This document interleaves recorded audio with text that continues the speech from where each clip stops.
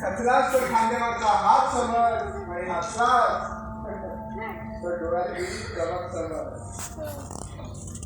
पण मी तो ब्राह्मण आहे, तुमच्या धर्माचं सुद्धा नाही. मी लोकांच्या मृतदेहावर मंत्र म्हणतो, मी ओम नमः शिवायचा जप करतो. मृत्यूपाशी जातोस पण जीवनाचं गूढ विसरतोस बच्चा.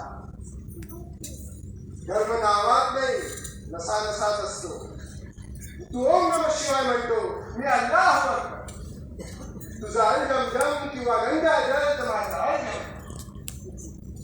पण शेवटी आपण दोघेही जगाला एकच गोष्ट शिकवतो,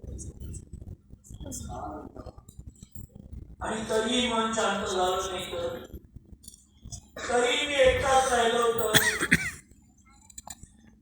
आयुष्यात धडपडतोय मी, पण एकटाच राहिलोय मी.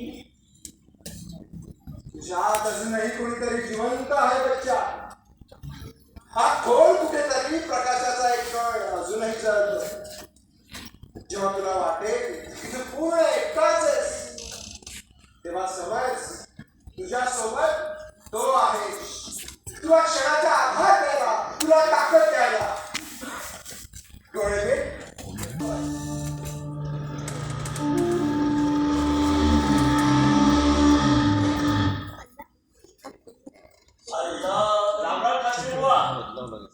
आपण इथे आहात. मी आपल्या घरी गेलो होतो. अंजूकडून मला कळलं की तुम्ही स्मशानातच आहात. बरं, एक सांगायचं होतं, माझ्या मित्राचे वडील चंद्रशेखर आहे कुठे हरवला? कधी कधी वाटतं सगळं माहिती आहे, लोकही ओळखीचे, कधी सुद्धा काहीतरी हरवलंय. मी हरवलोय, काहीतरी चुकलंय, पण बरोबर करता येत नाही. घराचा आवाज कमी झालाय आणि मनाचे विचार मात्र मोठमोठ्याने आरडाओरडा करतायत. ते जिवंत आहे, ते दुःखी आहे, आणि जे आपल्यातून निघून गेले त्याची आठवण फक्त एक ठराविक कार्यक्रम झाली आहे. भावनांच्या ऐवजी नियोजनात मांडलेली. आपलं सुद्धा असंच होणार. पण कशी मिळायची मुक्ती?